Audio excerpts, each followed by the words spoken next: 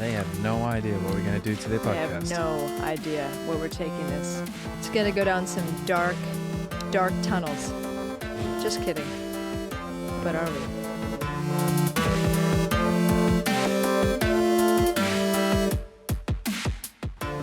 Wine at 9. Cheers to that. Cheers. One of our favorite traditions. When the kids go to bed, the wine comes out. Sounds like alcoholics. Only one glass, but it's an enjoyed glass. It is the end of our week, actually. It is. This is Thursday, hey? Yeah. So I wanted to ask you to begin with. Where are we? That is a good question. We're on the roof at 3 Thai. We are. So the guys behind the camera have set it all up, put lights out. It's a beautiful autumn night, clear skies, and Hong Kong weather, it comes alive at this time of year. It's beautiful. It's not too hot, best time not of too year. Cold, dry season. And so we're outside for once. So sunny, hopefully windy. the audio works. Yeah. And you can see us in the dark. Carry on. So Seamus, just you and I on this beautiful romantic Nobody else rooftop. watching. How was your week? What's been the highlight of your week this past week? We're in a very privileged position to be running our own little mini school with our own kids. Yep. And I was just thinking, we're such a privilege to take your own kids out of an unknown system. Yeah. And put in everything that you want to put into them. And we were just talking about this morning, these kids are blank canvases. Yeah. And they are in their most, I would say, volatile, because not in a negative way, but in a positive way. They're in the most influential stage of their life. Vulnerable, but also they're open to truth. Yeah. Or lies. Yeah. And we are in a privileged position to be able to lay foundations of truth in their life. Yeah. And we're seeing direct fruit come from that. Yeah. Not only educationally, but I'm talking more spiritually. So if you're going to ask for the highlight, for me, it's every morning when we start school. But this week, has there been anything specific that stood out, or just the general experience of getting to do school together? It's a general impression. I can give you one circumstance where I was proud as a father. Yeah, go for it. I come home and I open the door, and whenever I open the door at the top of the stairs, my children run to me. The little poodle barks and is annoying. So annoying. I might get a kiss from my wife if I'm lucky. But this particular, I think it was yesterday evening, Judah runs up to me. Dad, I'm so sorry. And he tells me this whole story, which I'm going to save you from. But basically, he managed to spend money on the Xbox account that he was playing his game on. Yeah. I don't know how, but he did. But what I was impressed by is his honesty. And when I said, okay, you need to pay me that money back, he went straight away, found a solution, found his money, paid it all back. He was willing to give me all his money.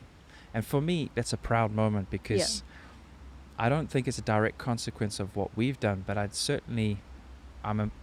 admire his heart. Yeah. I'm in awe of his character. And for me as a father, that's better than gold.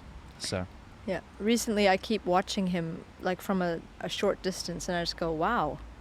He's like becoming, these two boys, Isaac as well, they're becoming like real people. Yeah. You know, in your mind, you're so used to them being babies and toddlers, and now I stand back and watch them and listen to them, and I just go, wow. yeah. These are, I like these people.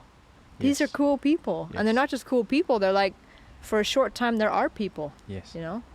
It's amazing. Yeah. It's interesting because my personal opinion is marriage doesn't make sense without fruit. And kids are definitely a form of fruit. Not the only form of fruit. But if your marriage doesn't have that contentious, farming where you're sowing seeds and growing fruit, then it seems like it's a pointless exercise. And so for us in this stage of life, as we're team working to bring up these seeds, these kids, it's a marvel and a joy, because we're using the most powerful weapons out there, Yeah. which is love. I mean, you often say that healthy things grow. I don't say that, but I use someone else's. Who said that? Peter Powell from Netherlands. Sorry. Shout out to Peter. Sorry, Peter. Just stole your line, but it's a good line.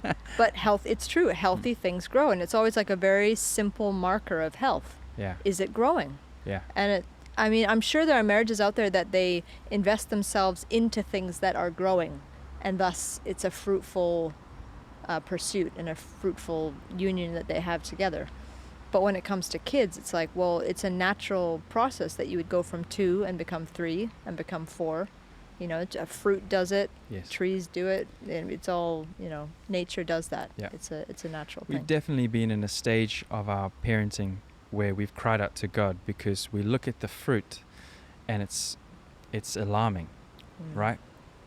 Fruit doesn't just happen overnight. No. Especially, think about a kid's life. You don't, as far as I know, you don't stop parenting after 7 years. It just keeps going. I feel sometimes I still get parented. And what's lovely is that now we're in a stage where there's fruit developing. But there were times where I was fearful there would be no fruit. There would be times where I'd think that we're doing it all wrong. Like when? There was instances where, especially when we put Judah into a local kindergarten, and he was 3 years old at the time, and he wasn't able to express the frustration and the anxiety he was going through. But it was showing itself in all these other fruits. And then looking at that, just crying out to God, saying, what do I do? How do I do this? In the fear, because culturally in Hong Kong, we're supposed to fulfill this academic rigor. We're supposed to put our kids into school at the age of 2. They're supposed to be able to write, supposed to be able to speak a different language. They're supposed to be able to do this and this and this. And the whole academic rigor is almost like a prison cell for both parents, students, and even teachers and principals. But the point is that when I called out and cried out to God, I said, oh God, I don't know what to do. Yeah, because he was acting up a lot. It was a fear, situation, and I felt God say, just love him. And it's not just the words, just love him. That's a simple answer, but it was the revelation that came with that. Yeah. And the fear just completely lost its grip. Yeah. And I went, you know what? If God says just love him, then I'm going to have faith and I'm going to believe him for that. And now we're living in the result of that revelation. But the reason that this has worked out is because to be loving is to put a seed in the right soil. You can have this beautiful seed and you put it in the wrong soil and it just withers up and dies. Yes. Put it in fertile soil and free, in a space of freedom like he is now, and they just flourish. And it's incredible to watch. Yeah. You need to go out and spend a lot of money and time to get to get a license to drive a car. Yeah. You need to spend time if you want to, fly a plane and, do all these different things, get a job, get a certificate. But you don't need to do anything really except for have a bit of fun to have a child. It's frightening. And that, like when we walked out of the hospital and you look and you think, is no one going to check up that we're taking the right kid? Or, you get this feeling like, are we allowed to do this? This is the most important decision-making process that anyone ever has to take in their life. Parenting's a scary thing when you first start off. And with no manual.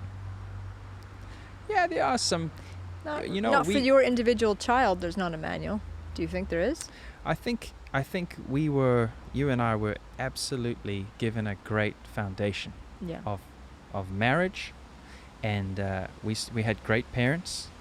And I think that put us in a very good stead. Yeah.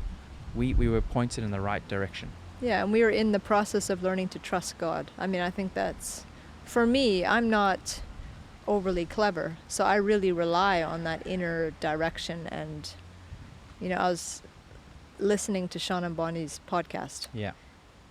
And they're so, Bonnie as well, but Sean, he's so smart and so, he's figured things out so deeply and it's this incredible revelation. I literally sit there and I just felt really humbled because the things they've gone through has taught them some really deep truths.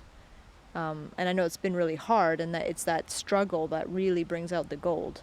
And they've really dug dug deep and they've brought out some incredible gold. But I was really humbled listening to their account, because I just thought, wow, these guys know something. Not because they've set out to know a bunch of stuff, but because they set out, they stumbled, you know, they crashed and burned at points, and then they dug deep and they hung on to God and they received his revelation and they learned. That's you know, right. it was really, really, I felt very honored to listen to their account, Yeah. because it was really, really amazing. It's really, Yeah. really good. Well, resistance will either crush you or Yeah. it'll provide the basis for your foundation. You think about a seed as it goes in the soil, it has to push through the soil in order to be able to get into the light and start its process.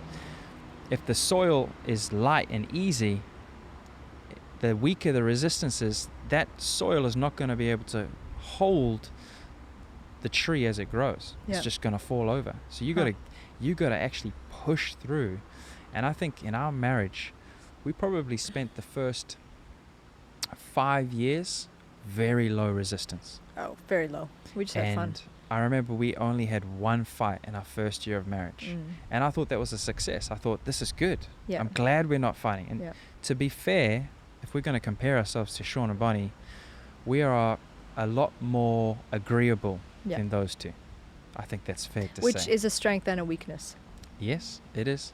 It's good to be content, and it's good to enjoy your life and take time out Mhm. to celebrate and take holidays, but there can be a side to it where you're a little bit complacent, or you don't tend to go deep enough sometimes. Yeah. You kind of let things slide, or Yeah.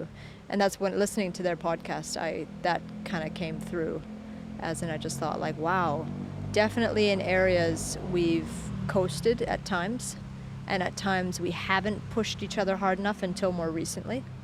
And I think, like, for me, before children, I didn't have to fully submit. I didn't have to fully, that was that added layer of pressure. We didn't have a lot of pressure before because we weren't pressure people. Yeah. We were kind of like, oh, it's fine, it's cool, Yeah. like, let's have a good time. But the way that having a baby pushed me personally and put me personally under pressure, I mean, man, then the stuff came out. Yeah. And it really squeezed the toothpaste tube. Yep. And and I was kind of surprised at some of it, but Yep. Bonnie was talking a bit, well, they both were, about how you can't come together unless you're, like, you can't come together to hope that other person makes you happy or kind of fills in your inadequacies, or Yeah. and that definitely happened for me once we had kids. Yeah. I think maybe I realized before, but I really realized some of the deficits and the holes and the insecurities once the pressure was really put on and I was exhausted and Yeah. depleted, and there wasn't a lot there. Yeah. I didn't really know who I was. I didn't know what I wanted. I felt very frustrated, And do you think that before marriage you can deal with all those issues? I think that's completely down. That's what's lovely about marriage is it's different for there's principles that you can apply to every marriage, Yeah. but it's a relationship, and you can work out how those principles are applied. I don't think we were mature enough to be able to go that deep. And Yep. and I'll give you a personal example.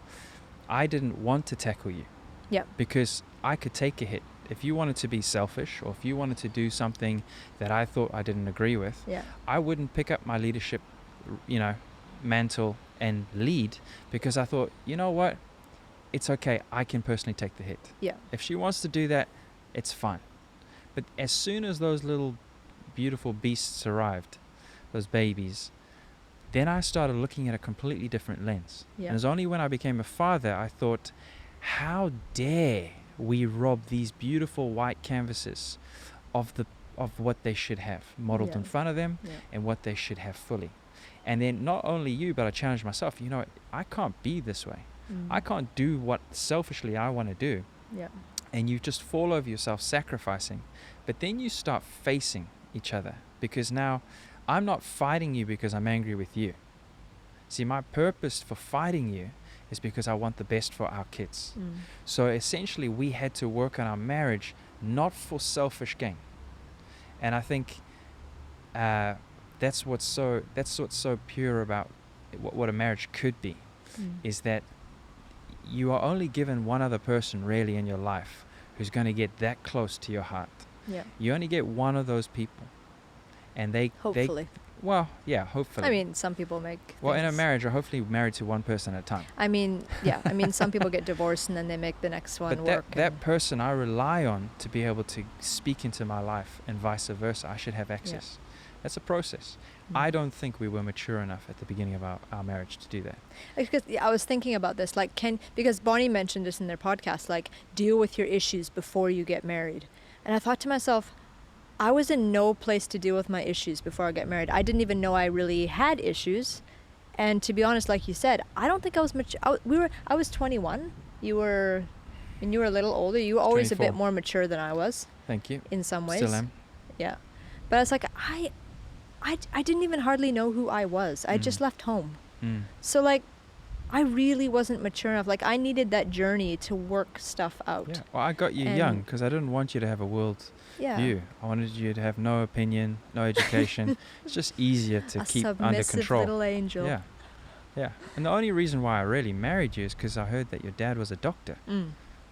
Very rich. Yeah.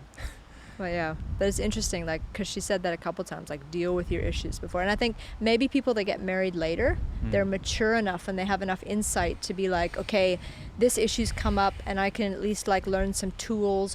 But again, that's all well and good to have tools in your toolbox. But when the rubber hits the road, other stuff can come out. Like, when the pressure's put on, especially unexpectedly, and you're not in your Zen place and you're not mentally prepared or whatever, like, all kinds of, there is a level of you don't know until you're in it and until you try it. I'm going to be honest with you. Yeah. I'm going to be honest with everyone else, but when we got married, Yeah. I didn't go with my logic Yeah. at all. Me neither. I liked you. Yeah. I thought you were beautiful. I liked that you were quiet. That's changed. But what I really She loved never about you shuts up. is that I felt the peace of God Yeah. about you. And when I felt that, I said, I found my wife. Yeah. And it took another year and a month to get that ring on your finger. But the point was, I knew that I knew, Yeah. not because of earthly knowledge. I knew Yeah. because of revelation. Yeah. Here's the thing. That doesn't mean you've got a perfect marriage set up for you. Mm-mm. You got to put the work in. No. And there were definitely points, in the recent years where I thought, oh, I could have made a huge mistake here. Mm. Because if you're in a marriage where one part is not willing to change, that's hell, Mm. right? Yeah. I know they say two to tango, but think about that. That you're stuck for life, and that's And lots the of people scary do thing. that. They start living separate lives because Yeah. this person wants to do this, that person wants to do that, and you just think, well, Yeah, you go do your thing, I'll do mine. yeah, And they live apart. They live alone, but they're in Yeah. a marriage, Yeah. But like you said about our marriage was not a head decision, and that's been the one constant throughout our entire marriage for me, is that I can at least look back and go, God brought us together so He can bring us through. Yeah. Now, God, what are your solutions? yeah, I've come to a very clear revelation recently. I'm not clever enough to figure this all out. If at any point I thought I was smart, it's been smashed to pieces. I Yeah. don't think I'm smart. And I used to think I was smart, yeah, like naively. yeah. And that's been kind of a beautiful thing about you and I. We were in a good sense, we're Are you very saying naive. I'm not smart? You're more smart than me. You have on some ways, yes. Yeah. But I'm not very smart. Like I like philosophizing about stuff and talking, my endless opinion, but I'm not technical. I don't have a set out plan and good at making lists and, well, this is Yeah. a percentage that this is going to work with this or anything. Like, I'm terrible with To that. be honest with you, I don't think it's about your smarts when it comes to marriage. No, I don't think it is. Whether you're smart or you, Mm. as you say, stupid, you get divorced. Yeah. What I think it is about the heart attitude. We connected. We did pre-marriage counseling with your folks. Briefly, yeah. And we did an evening of it, and we just said, yep. Sure, we agreed sure, on sure. everything. Yeah, so we sounds good. had all the boxes ticked. Yeah. Only things started coming uncovered when I was willing to look at it, and Mhm. I never saw it. Yeah. But the truth is, the connection that we had, we don't have to have anything in common. No. When we first got together, we thought we liked everything the same. We thought we came from the same culture, the same family, all the background. We thought we liked the same music. it took about 3 or 4 months for that all to be knocked out of us, right? I remember specifically the day, what was it? You turned to me and said something like this is I don't how like it. immature, Yeah. this really reveals my immaturity. Something like, you didn't like the same music as me, or you didn't Didn't enjoy it was just something that I thought was so important at the time. He's like, no, I don't like that. And I literally went, shoot, like, how can I, if we're really different, which it kind of, your statement brought home to me, we are not the same. And that scared me at the moment. I was like, we're not the same. Revelation, like, geez, you're so smart. And God really revealed to me at that point that I have perfect love for you for this person, that casts out all fear of whether this will work, whether it won't. Like, it was always very clear from the beginning for me that God put us together, and so God would bring us through. And that's one constant that I've held on to the whole way through. Like, whatever comes up, I go to God. God, how do we solve this problem? What is your solution? You brought us together. I know we're supposed to be together. Yeah. We may not be very super logical about things, because that's not really how we roll. We're very kind of spirit-based people, to be honest. Yeah, when things go wrong in our marriage, I just blame God too. Yeah. It's the woman you gave me. It's your plan, God. You listened to her. No, I think that's been one of our strengths, is that we're good at leaving the plan behind in the times when we need to. You know, we're good at that. Like, we're good at going with the flow, meaning the Spirit and what God is saying to us, and living on an inward knowing, because that's how we started. That's what we rely on. And I think that's been one of our greatest strengths. Yeah. Now, there is a naivety to us that probably is a little silly at times, but we work it out. It to be honest, it generally works out. I don't feel like anything terrible has happened, generally speaking. What do you think? I think fundamentally you need to have purpose. Yeah. If you don't have purpose in your life, and you don't have a personal relationship that gives you purpose with Jesus, then what you find is that you are constantly looking for some reason to stick with this person. Yeah. And I don't need a reason to enjoy your music or to do that. I want to spend time with you. So tonight, our boys are at Nana and Papa's house. Woohoo! We get to spend time Mom. with each other. I don't have to do that as a duty. Yeah. But I want to do that because that's the relationship that we built. Yeah. We have fun, we're open, we're honest, we're vulnerable. Yeah. Boy, we have a lot of fights and arguments, but at the same time, we're very quick to make up. We never let the sun go down on our anger, but I don't mean that like we don't get angry, but we make sure that there's nothing left on the table. We don't like to fight. Like, we don't hold on to grudges. Again, we're very agreeable people. Yeah.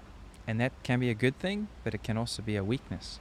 And I think communication between men and women is the most so hard comical thing that God made, because men and women are so intrinsically different. So different. But you know what's beautiful about it is that when I look at our children, I look at how you communicate with them. Yeah. And then when I communicate with them differently, I might go, she's being too soft in them. But then I look and from a non-biased thing, I go, wow, my boys need a mother's love.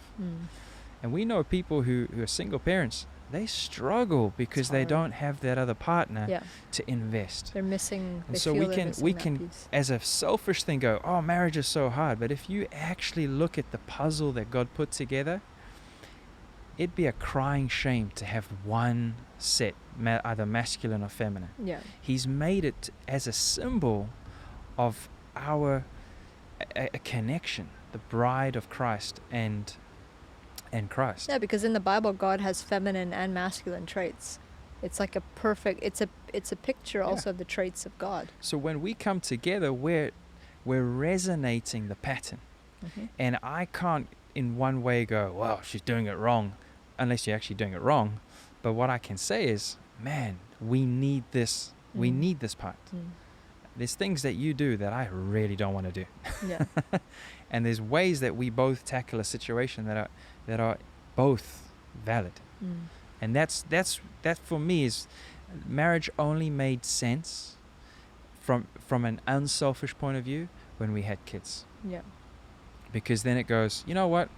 There's purpose here. Yeah. And for me personally, in my experience, I watch men change from boys into men when they have kids. Doesn't matter what age. When they tackle, they get a kid, and that completely changes their heart. They just go, oh, nothing's ever the same again. And they stand taller. It's it something happened in my totally life. different. And I looked at you and I thought, you know what? She's not just my wife anymore. She's the mother of my kids.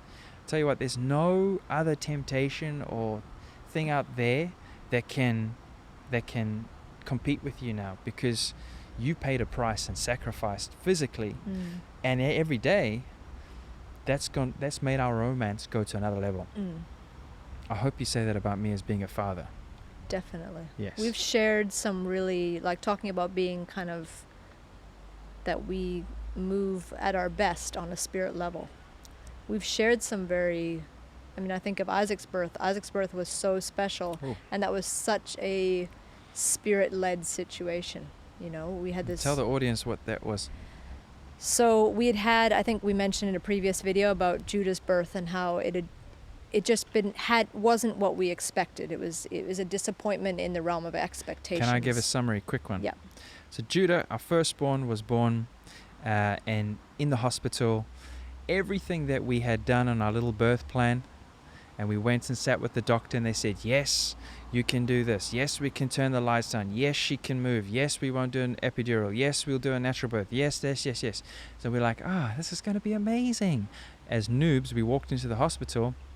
Esther thought she was fully dilated. She was only 2 centimeters, and they separated us. You had to be in the ward by yourself, screaming your lungs off, and they say, Missy, sit down, be quiet. No. Calm down. Anyway, she went Really through it helpful. most of it by herself, which is, I mean, horrific. No one holding her hand, no one helping her. I wasn't mentally prepared, so I No. felt really shaken. We're both by it. noobs. Yeah. And We are noobs. everything that we had hoped for and everything that we had wanted felt like it was a robbery. Yeah. And I remember looking at you, and you didn't have the joy and the peace. You felt like your body had just been violated.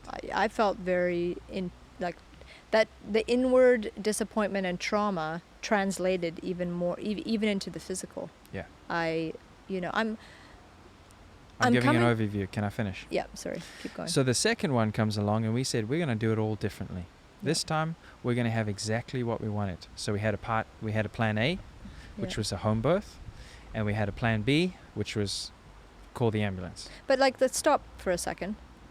So I'm coming to see that maybe I'm oversensitive. I'm quite artistic, and certain things bother me a lot. So I hate, you've only come to realize that now. I hate bright lights. I hate a lot of noise. I hate a lot of kind of things like that. So anyway, so that whole the first hospital experience was very like a huge assault on my senses, on what I am. I love peace. I like dim lights. I like quiet. I like coziness, and it's just what I'm like. I'm a peace kind of person, and I like things to be in a flow and to be comfortable.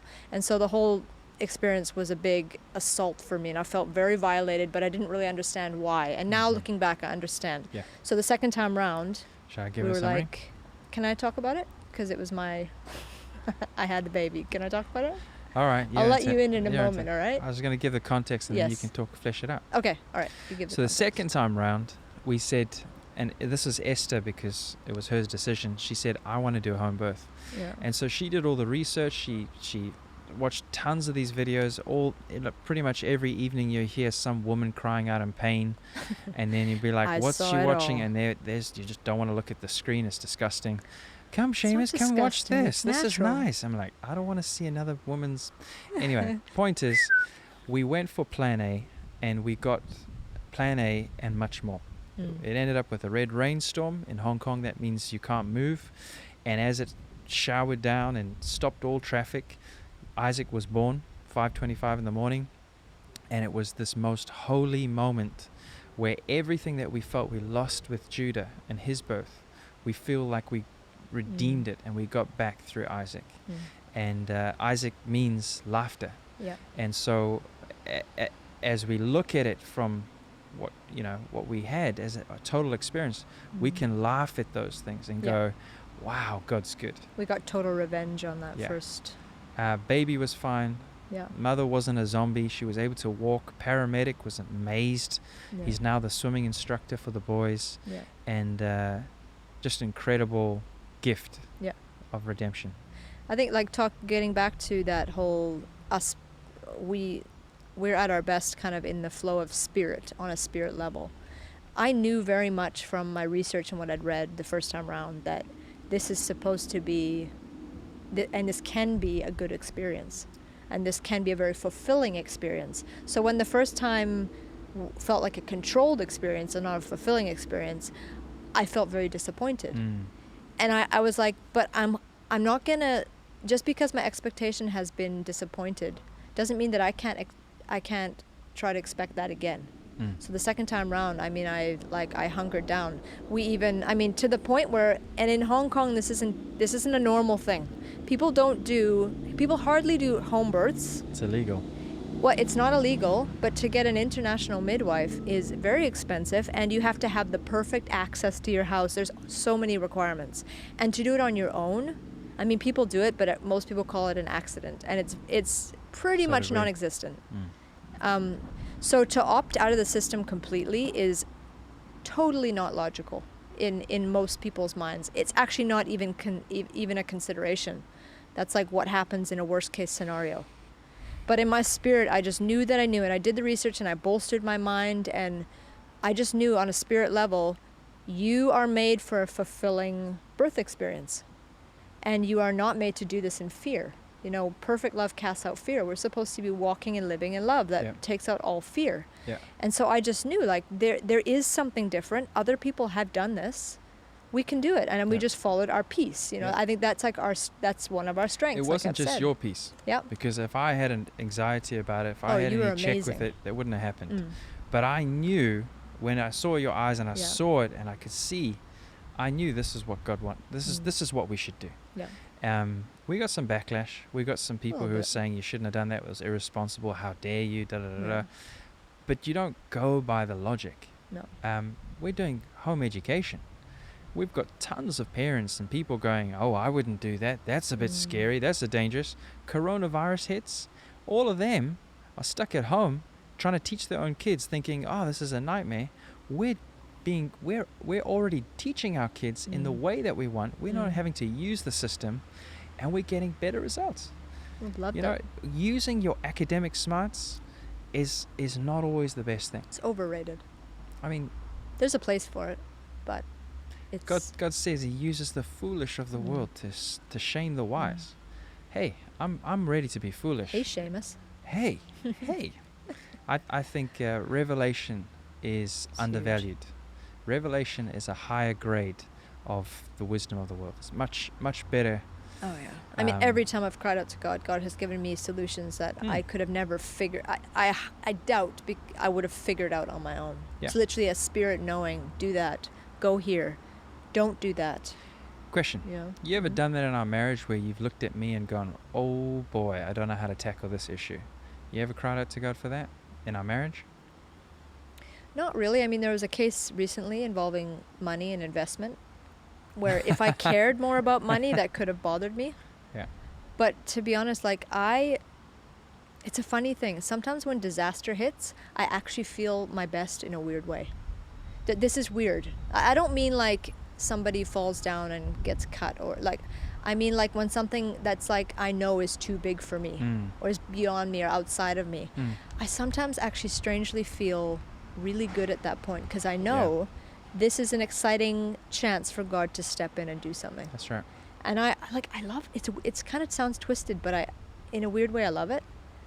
When I get in those situations, I just kind of go, hands off. I don't know. This isn't I can't handle this. But so you've God, had what such are you a gonna great do? experience, right, doing this. Remember when our honeymoon, we arrive in Mexico, and I'd misplaced the tickets.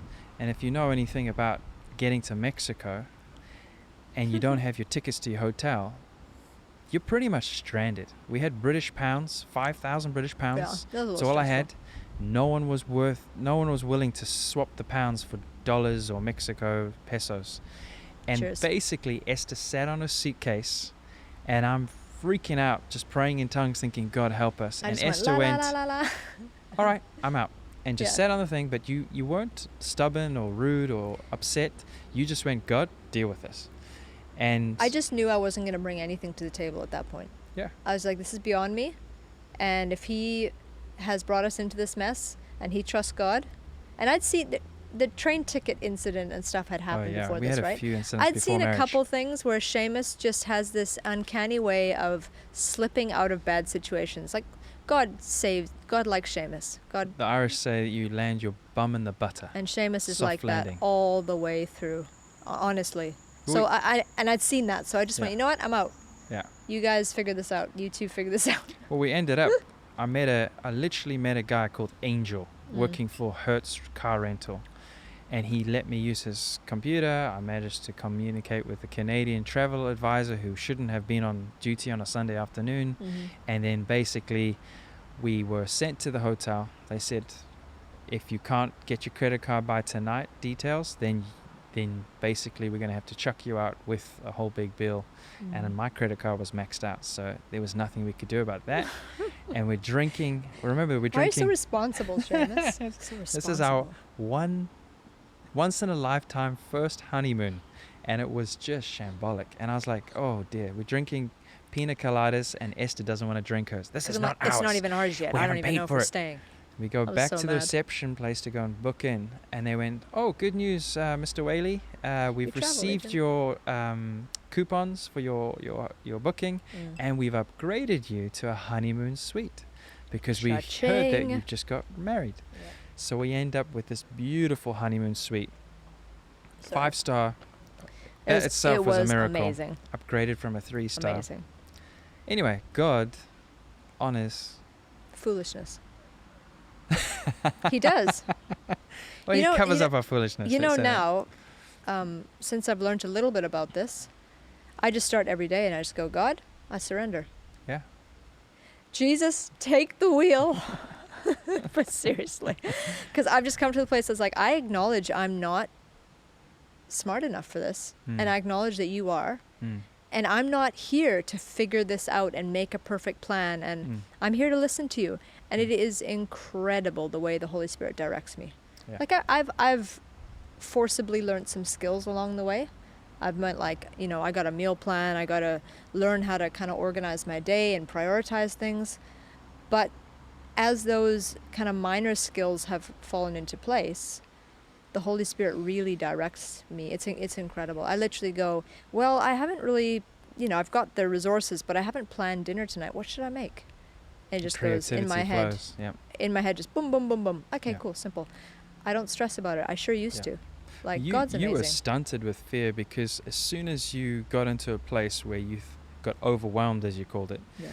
nothing flowed.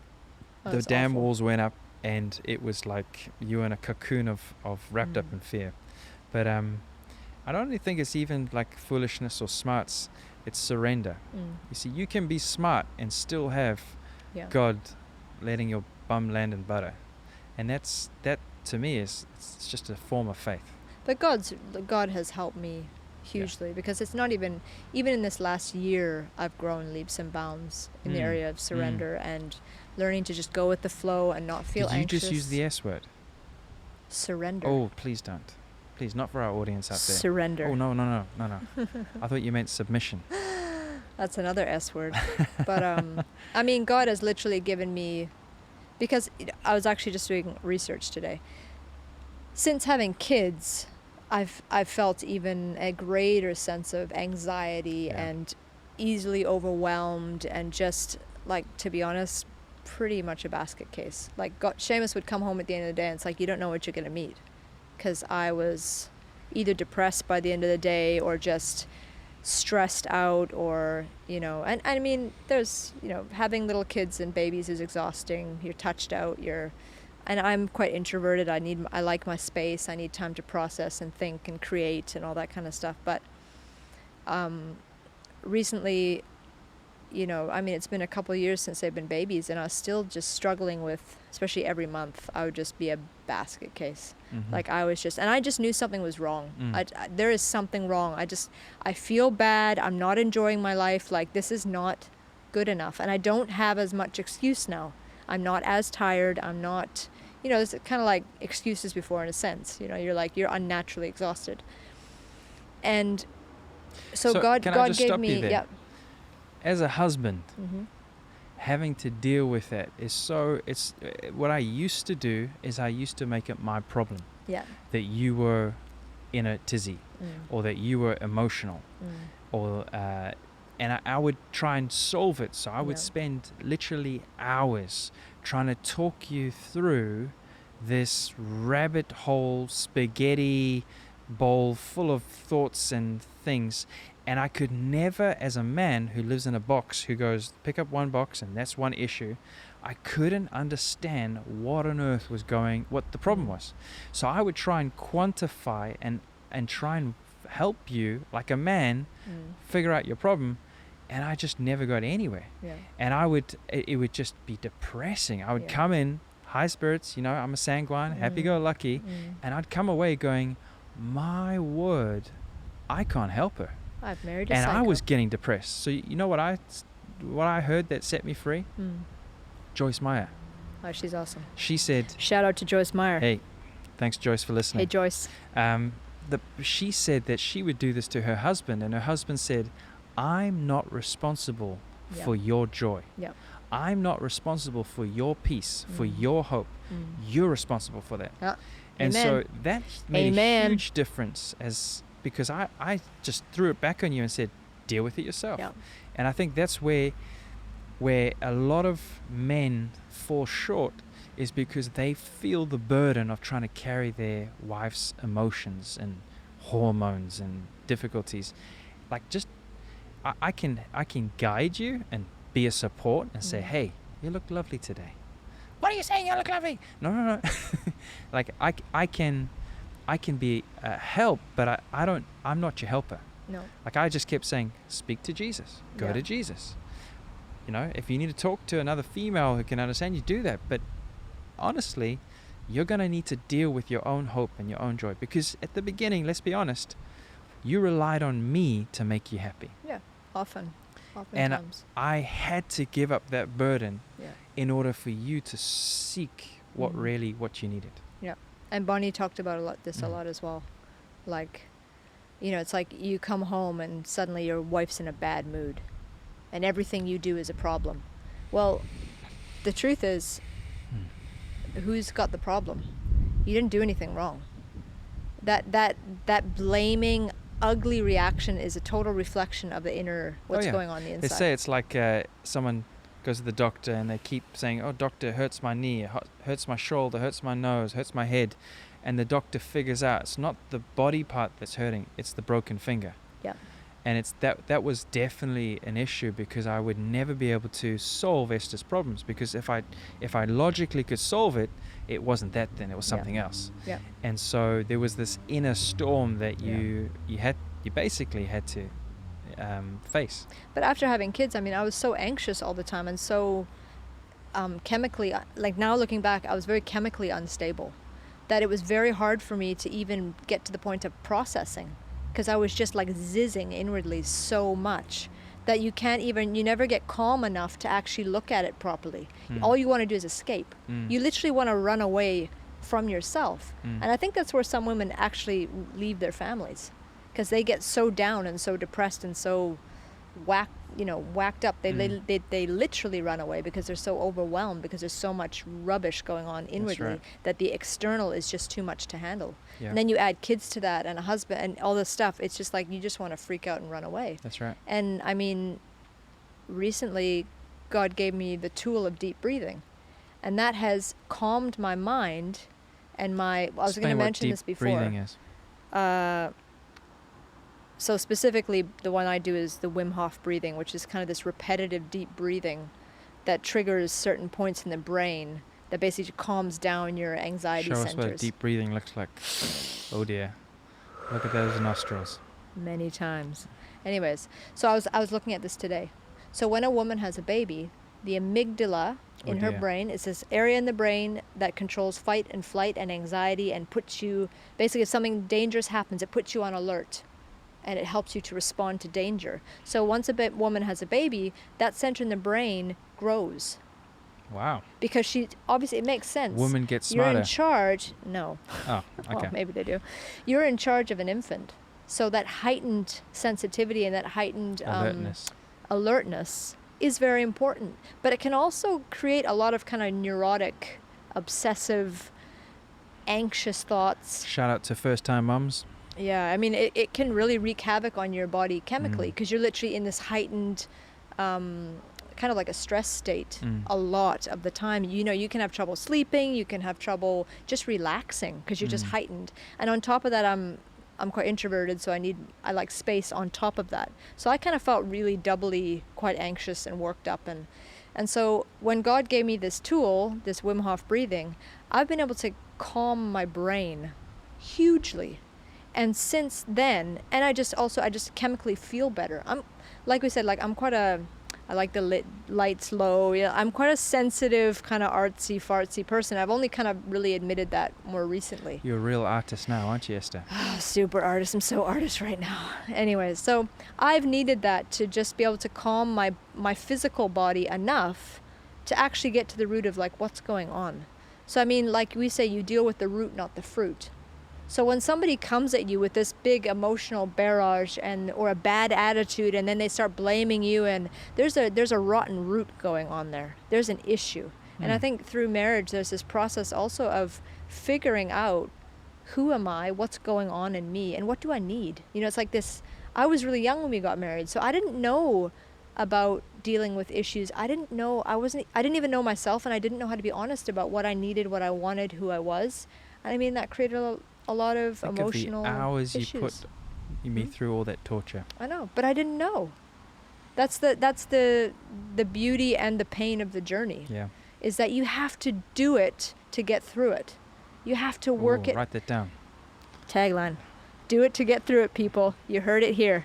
I don't know if you can just stand back and get smart and take a course, and I feel like you have to kind of bumble through and crash through, and you have to have a goal in mind that you want more than what your feelings are telling you and what your bad attitudes are telling you. You have to really want to work through it, and ultimately for us, you have to want what God wants for you. Do you know what's scary for me? Is that if someone in the marriage is not willing to do the hard work, what can you do? You're stuffed. You're stuffed. That's a scary thought. And I've been there where I've thought, if Esther doesn't change, I have to live with this for the rest of my life. I don't have any plan B. I really don't. No, we don't. And it's hard enough for me, but what was really gut-wrenching is when I got morose about it, and I thought, that's going to affect my kids. Yeah. And if you're in a marriage where somebody is not willing to change, then that's a difficult thing. Very often, both people have to change. Yeah. And you're probably short-sighted, and you're just focusing on the other person's problems. You're pointing at the speck, but you've got a plank in your own eye. But the truth is, if you get to a point where someone is not willing to do the hard work and to communicate, and they cut themselves off, that is a tough situation to be in. Sean and Bonnie talked about that when they had some very hard months apart. That's where they'd come to. Yeah. If Bonnie is not willing to deal with this stuff, we might have to walk away from each other. I mean, that's a hard reality, but better before kids than after. Oh yeah. But because we experienced some of that after having kids. Oh yeah. Right, where we had a point. It's like, I'd rather they didn't have you around if you're not going to deal with this selfishness that I see. Did I say that to you? Yeah. Those are potent words, aren't they? That was our lowest point. You still like me? I still love you. Wow. Yeah. That's one thing I had to overcome is that I was fearful if I would speak truth to you, that you would reject me and you would walk away.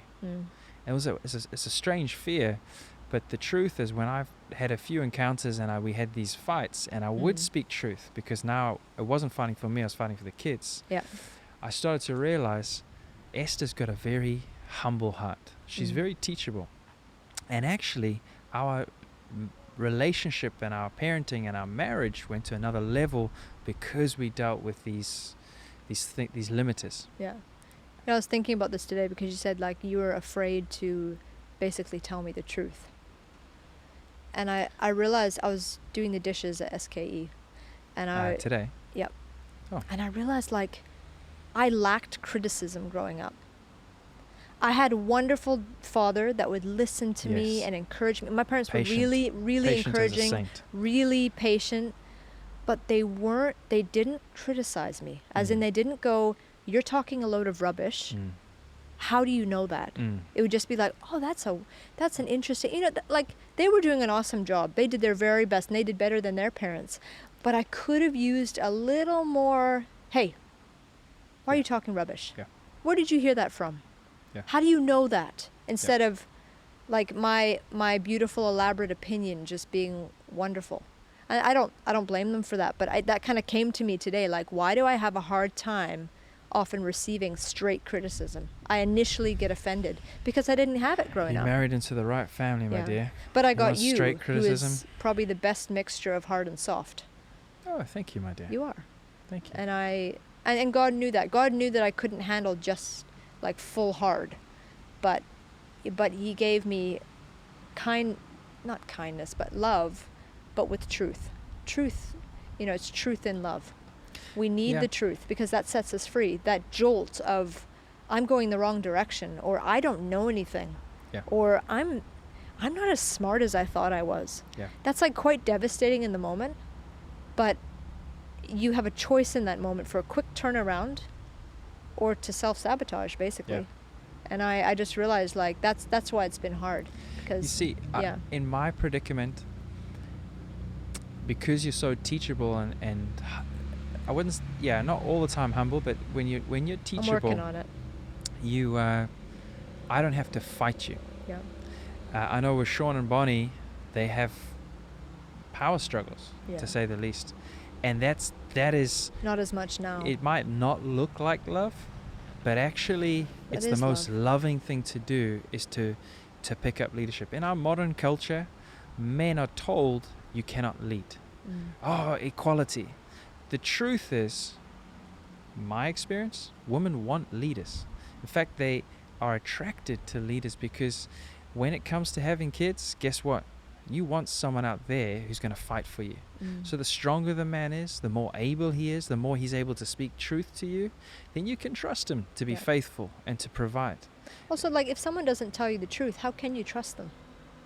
Oh, yeah. If they don't just tell you, I don't like it when you do that. Of course, you can deliver it in a kind way, but you need to be very firm about it. I don't like it when you do that. I think that's wrong. How can you actually trust them if you think that every time they speak to you, they're just being nice to you? Right? How many times in the early days would I say something straight to you? Yeah. And it's just the spark, this amazing I take it reaction a lot in you, and you would just, how can you say that to me? And your paradigm was sweet words, kindness. That's not kind, you would say. Kindness meaning you don't tell me the truth. Exactly. Basically. So like, don't say anything that's not nice. It's what I just said. Don't criticize me. Yeah. Because I didn't grow up with criticism, and so when you tell me something, it's like you can't criticize me unless you surround it with flowers and roses and make it soft and loving, whatever that actually meant. I don't really know. Here's a nice way to think of it. There's a difference between criticism and judgment. Criticism is I get to speak into your life and I say, Esther, you need to deal with this. Yeah. That's criticizing. Judgment is when I reject you or I have a punishment for you because you do that. There's like you cut the relationship. Yeah. And criticism should always be allowed in a relationship. Yeah. But if you haven't grown up with it as a child, then when you receive criticism, you think, the relationship is hurt. It's on the rocks. You don't approve of me. You can't separate your deeds from who you are. And that's really dangerous. Like, I should be able to be criticized and I still know fundamentally that I'm loved, that you like me, that we're doing, I'm doing a good job, that you think I'm a good mother, but this area needs to be dealt with. I should be able to box that and just be like, he's talking about this. He's not talking about all this stuff. He's talking about this. Do you know what That's I where do? I struggled. Because I know both of us everyone has to take their family past and then look around and go, what parts do I want to select and what parts do I definitely not want to use? So we've both had to do that in our family.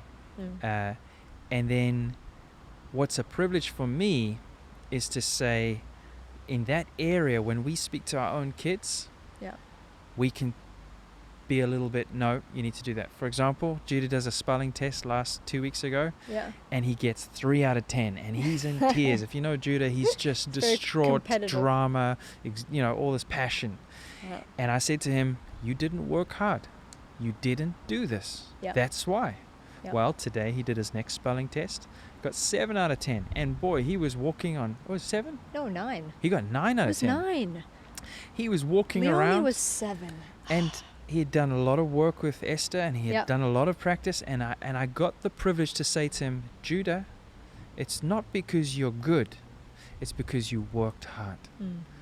And it's the thing is, you can never ever bring somebody through and criticize them, and then they just get stunted. You need to be able to have the bad experiences with the good experiences. So we get to start that cycle in his life where he gets a cycle of winning.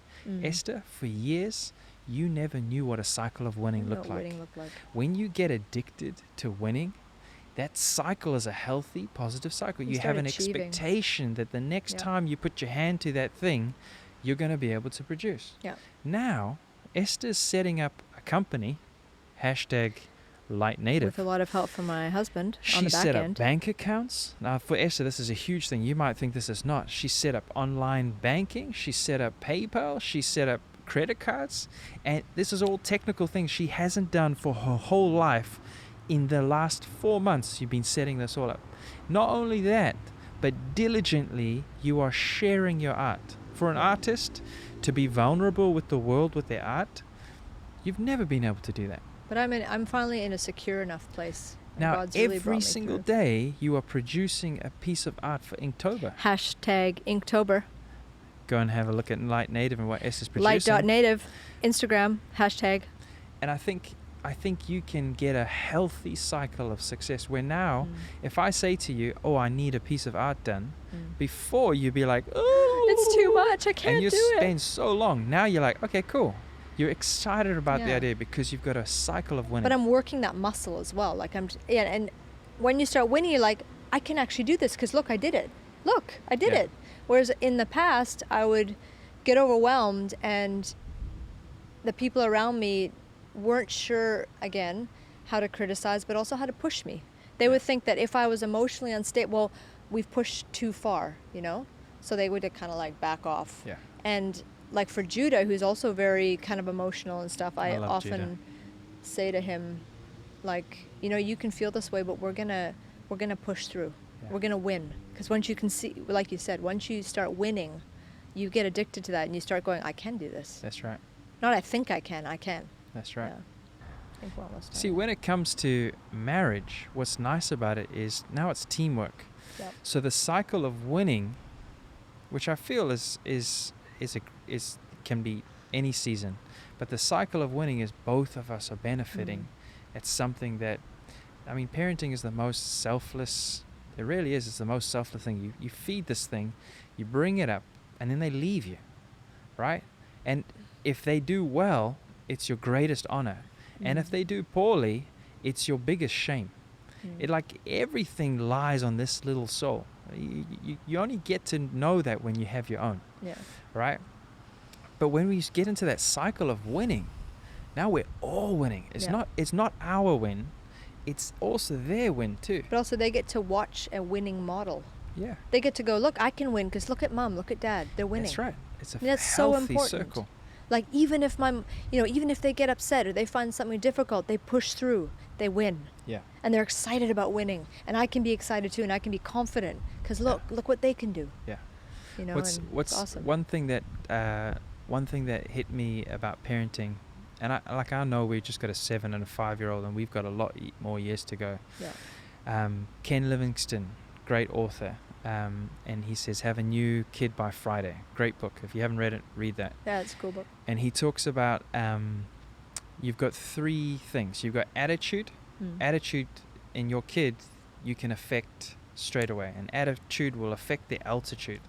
Even as adults, we can have a bad attitude. Yeah, and you don't get anywhere. In the same situations, if you've got a good attitude or a bad attitude, you can make a very different decision. All perspective. So attitude is key. That's the first thing that we're constantly, every day, we're tackling our attitudes, we're tackling our kids' attitudes. But then the second thing is, what's the other thing? Behavior. Behavior's first, then it's attitude. So behavior, I can say, stop doing that, and you can stop doing the action. Attitude is your mentality, right? Positive or negative attitude. The third thing, which takes decades to really bring out, is character. Yeah. And so when we're talking about that winning cycle, you can affect the behavior. Ultimately, you want to be affecting the attitude. But in the long run, what you want is you want to bring up in your marriage and in your family life a culture that carries, a culture that's so strong that is able to affect character. And so when your kids leave, that you have built a character in them, that there's a winning character. And they can get out there and actually do the things they're made to do. That's right. You know, they don't have to get out there and now deal with all these, like, they're not prepared. You know, they can get out there and actually start being. They know that. Also, they know they've come from a good support system. So they know that if there is issues, they can come back to you, and you're going to give them winning strategies. You're not going to go, oh, poor you, just come back home. Come hide away. You know how often I'll say to our little Isaac, I'll say to him, my boy, you're growing too quickly. You need to stay with daddy. And it's a joke because I know one day he's going to leave us. And I'll say to you, like, we've got to prepare them to leave us. And we talk about what our life will be once they leave us. And we'll always be there. We'll be there if they need us. I think it'll be boring. I think it's going to be...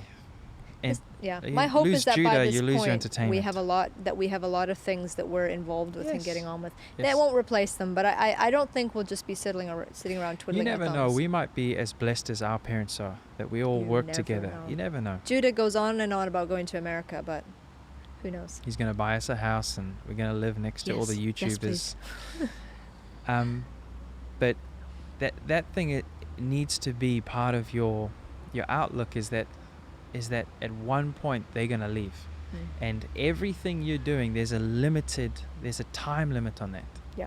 You know, the first 7 years, they are very, like I said earlier, these kids are incredibly influenced. One of our teachers in our learning center walked to Judah yesterday and said, hey Judah, are you going to be celebrating Halloween? And without even like blinking, Judah just went, no, we don't celebrate death. And we're just like, and the teacher was like, oh, just shocked, just didn't know what to respond. And those are the type of things where at one point they're just going to leave, and they're going to be not exactly what we wanted them to be, but they're going to be who God's made them to be. And we're going to have definitely a heavy hand in bringing those them up. values will be in their foundation. I mean, you know yourself how heavily your value system is built on your childhood. You know, that imprint is strong. You're talking about the Whaley culture that we have. I mean, it's tangible. I think it's quite potent. Oh, it's tangible. I think even as us three boys, we recognize that we're incredibly different. We're so different, us three. But there are some potent cultures that have been cultivated in us that when we look around us, we go, wow, there's not a lot of this stuff going on in the world. I'm sure it's somewhere, but maybe we've also probably joined in with a pretty conservative culture, and you guys aren't very conservative. So that contrast is quite pronounced. Yeah. Should we summarize? What do you want to summarize? Well, it's just been a privilege to be married to you for the last nearly 12 years. In closing, I want to bring up this is kind of a funny point. You know how, because in Sean and Bonnie's podcast, they brought this up. They said, I looked around and I never saw any marriages that I liked. And I remember when I heard that the first time, I felt a bit offended. I was like, what do you mean? Our marriage has been in front of you for 10 years. It's been perfect. We've got a good marriage. Why wouldn't you look at us and think that there's something of value in what we have? Of course, it's not about me, but that was my initial reaction. And as he went on, he said, because I don't want anyone else's marriage. I want my marriage. You know, he said, I've worked for this. I've built this. Yes. I want this. Yes. I made this. Yes. And if I was honest with myself, I said, I don't look around and say I want anyone else's marriage either. No. There's aspects of people's marriage that go like, that's a good thing or that. But I don't look around at anyone's marriage and say, I want that. That's the one I want. I wish I had that marriage. Because the truth is, I want this. Yeah. This is what we've fought for. This is what we've worked for. This is what we've built. Yeah. And there's been so much beauty in what we've built together. Amen. And so I'd like to end on saying, I don't want anything else but this. Amen. And I'm really blessed to have you. Same. And I'm really, really blessed in the way that you push me always to be my best. Yeah. You don't let me settle, and I'm really, really grateful for that. I thought we were going to have some tears at some point. I'm not crying. It's just raining on my face. No, but I'm really grateful for what we have Amen. and for what we've built. Yeah. And that we've got some really precious memories. And Well, the best years are ahead of us, my love. Yeah. Best years ahead of us. I'm excited. Yeah. And this has been a really, as much as the world's had a hard time, this has been a fantastic year. Yeah. And, 2020. yeah. Trump 2020, am I right? Our options aren't great, people. Anyways, yeah, I just wanted to end on that note. I'm really blessed by what we have, and Same. I want Absolutely this. same. Yes. And I want you. Yeah. Wow. Okay. Turn the camera off. It's the wine speaking, people. Just joking. Well, thank you everyone for listening to our thank you. experiences. Please Our ramblings. drop any comments, anything that you think, questions, concerns. Hit that subscribe button. Please don't come to us for marriage counseling. We're not interested. No. If you need marriage counseling, find it. Thank you for tuning in. Trust God, basically. That's See you all we've guys. basically said. See you guys next time. Bye-bye. Bye.